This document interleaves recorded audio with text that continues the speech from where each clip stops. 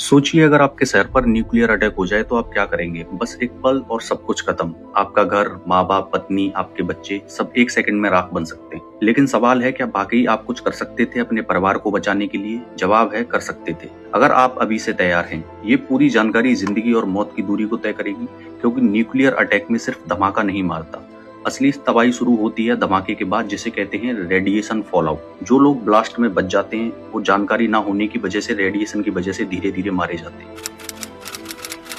सबसे पहले समझिए हमला होते ही तेज रोशनी दिखाई देती है, इतनी तेज कि आप अपने हाथ की हड्डियां देख सकते हैं और आप हमेशा के लिए अंधे हो सकते हैं। इसलिए जैसे ही फ्लैश दिखाई दे तुरंत जमीन पर लेट जाएं, आंखें कसकर बंद कर लीजिए, चेहरे को किसी कपड़े से ढक लीजिए। ये आपकी पहली सुरक्षा है। अब सवाल उठता है कहाँ जाएं? अगर आपके पास बेसमेंट है, अंडरग्राउंड पार्किंग है, मेट्रो स्टेशन है तो वहीं भागिए। जमीन के नीचे रहना रेडिएशन फॉलआउट से बचने का सबसे कारगर तरीका है, लेकिन कुछ भी उपलब्ध नहीं है तो अपने घर को ही शेल्टर बनाइए। सारी खिड़की दरवाजे बंद कर दीजिए, हर छोटी दरार को कपड़े, गद्दे या टेप से सील कर दीजिए। हवा के लिए कोई रास्ता नहीं बचा होना चाहिए। ध्यान रखिए जैसे ही न्यूक्लियर अटैक की जानकारी मिलेगी आपके पास बस कुछ ही मिनट होंगे, इसलिए खबर मिलते ही पानी भरना शुरू कर दीजिए। बाल्टी, बोतल, ड्रम जो भी मिले, क्योंकि न्यूक्लियर अटैक के बाद पानी में रेडिएशन मिल सकता है। छत की टंकी या नल का पानी बिल्कुल मत पीजिए, सिर्फ पहले से स्टोर किया हुआ पानी ही आपकी जिंदगी बचाएगा। खाने के लिए packed food, dry fruit, biscuit जैसे रेडी टू ईट आइटम रखें। ऐसा खाना जो बिना पकाए खाया जा सके और लंबे समय तक सुरक्षित रहे। अगर आप बाहर थे और रेडिएशन के संपर्क में आ गए तो घर आते ही कपड़े उतारें और एक पॉलीथीन में सील करके रख दीजिए और खुद को स्टोर किए हुए पानी से अच्छी तरीके से धोइए या नहाइए। ध्यान रहे नल या टंकी का पानी इस्तेमाल नहीं करना है। न्यूक्लियर अटैक के बाद पहले 24 घंटे सबसे ज्यादा खतरनाक होते हैं। इन 24 घंटों में बाहर जाना मतलब मौत को न्योता देना है। कम से कम 72 घंटे अपने शेल्टर से बाहर न निकलें।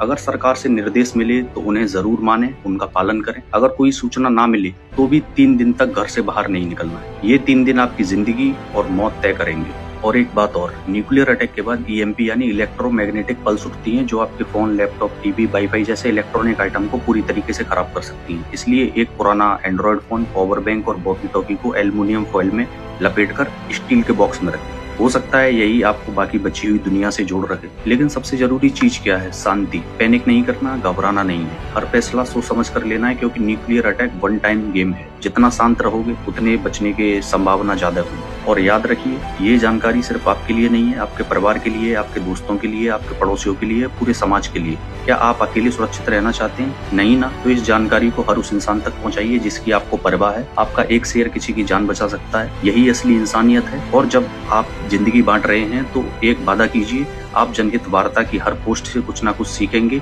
और दूसरों को भी सिखाएंगे। क्योंकि हमारा मकसद सिर्फ कंटेंट नहीं, आपकी सुरक्षा है, आपकी जिंदगी है।